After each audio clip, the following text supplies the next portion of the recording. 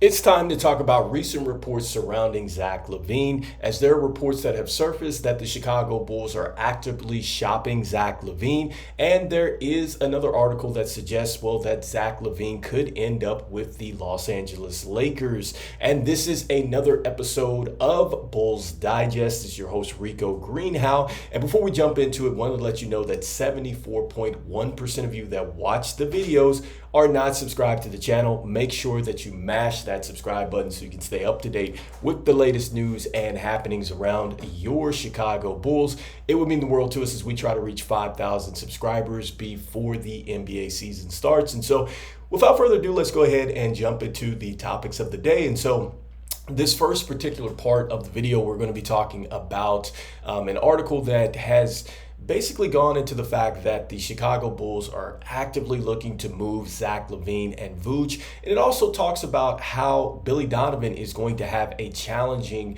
situation this year in Chicago as far as trying to figure out what the lineups are going to be. And so let's go ahead and jump into what this particular article had to say about actively shopping Zach LaVine. All right, and so bringing it up, and this is what it's talking about here. So it says Joe Cowley of the Chicago Sun-Times is saying that AK continues to actively explore deals for the former All-Star Zach LaVine. And he's talking about the fact that not only are they looking to move on from Zach LaVine and Vooch, but he's saying that in this article as well that Billy Donovan is going to have to figure out a way to really manage this roster that remains intact. And he's going to have to try to figure out the rotations between Josh Giddey, LaVine, Kobe White, and then also Patrick Williams. So he's saying that this is going to be a challenge with having Vooch, Lonzo Ball, LaVine all on the roster, and then you have the fact that AK is still out here actively looking to shop Zach LaVine. And so, look, this is something that I think we already knew. We knew that the Chicago Bulls were looking to move on from Zach LaVine, and I think this is something that has come up, I think, over the last month or weeks or whatever the case may be, that yes, it is going to be an interesting situation for Billy Donovan trying to figure out what the rotations are going to be, because yes, we are guard heavy and we have some players that are in the way, so to speak, of this youth movement. All right, when we start to talk about LaVine, Vooch, Lonzo Ball, they're obviously going to take away some touches from these younger players that are coming in here that need to have the ball in their hand and obviously need to get that experience. And so the Chicago Bulls never moved on from those players, and I get it with the trade market and such, but this is exactly what you get now with what is going on and what Billy Donovan is going to have to face with this particular roster. We've already talked about several times the strained relationship with Zach LaVine and the organization as well, so you have that aspect too. And so that moves us to the next part of this particular video, where we're going to be talking about the potential of Zach LaVine moving on to a trade destination that he wants to go to. All right, and so that is going to be the Los Angeles Lakers.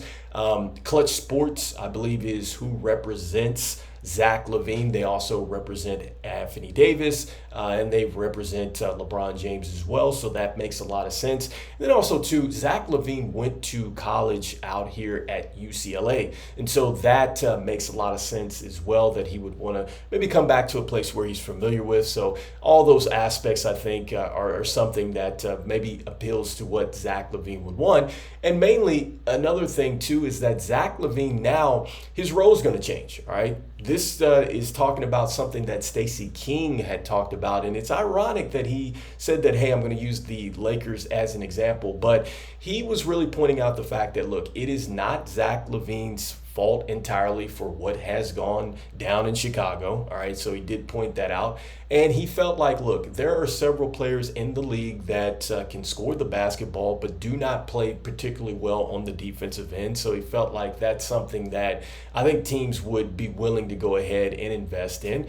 But lastly, he's saying, look, if he goes over to the Lakers, his preferred destination, he's going to be the third best option. Instead of here in Chicago, he's looked at as a primary option here in Chicago. He's looked at as the guy. And so he's going to fall back into the third best option, which is what a lot of reports have said that, hey, if Zach LaVine were to be moved, he's going to have to show that he could be the third or fourth option on the team. So that makes a lot of sense. All right. And so one of the things that this article does point out is that the Lakers do want to get somebody over. They're going to take their time, especially since Anthony Davis and LeBron James are not sure how much longer that window is going to be open. So they want to be pretty strategic in who they bring over. And they point out that, look, between any player that they go out and trade for, there is going to be some pluses and some minuses, and there is no guarantee that any of the players that they would look to bring over would work for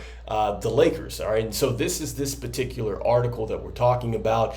And now we jump into what they're saying the Lakers could offer the Bulls.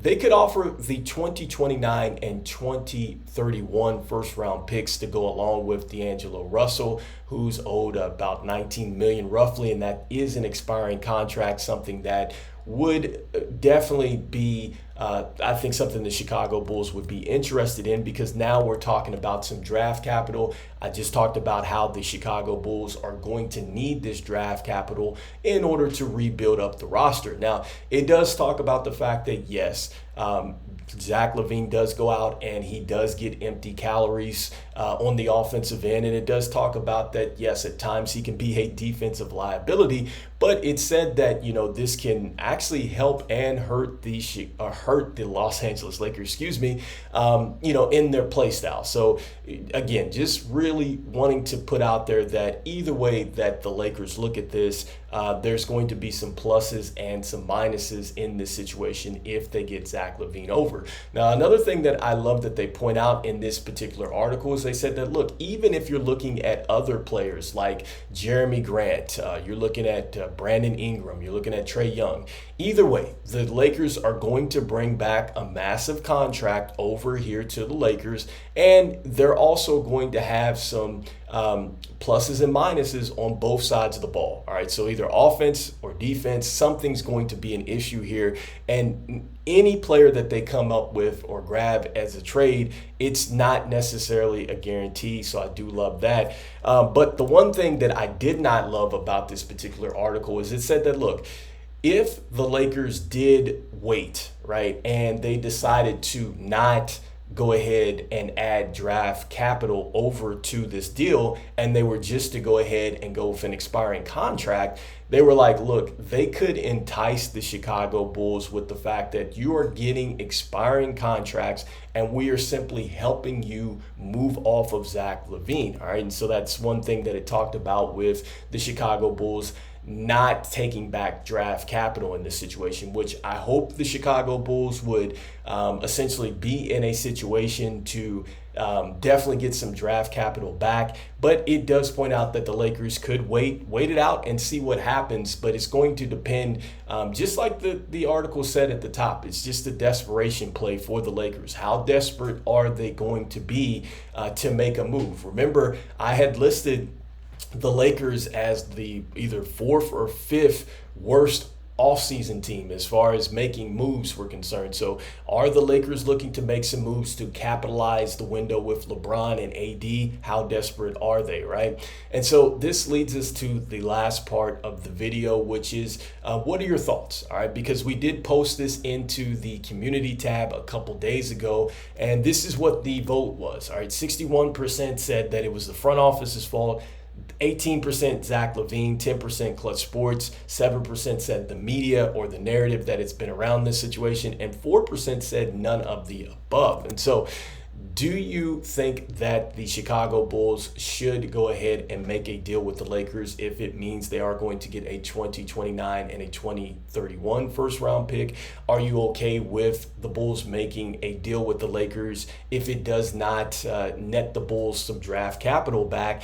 And lastly, with the survey, do you feel like it is the Bulls, LaVine, Clutch Sports, media, or none of the above? Whose fault is it in this particular mess? And so even though we still haven't figured out something that, we should have solved, I'd say a couple seasons ago, I'm still saying go Bulls, and I'll see you on the next one. Peace.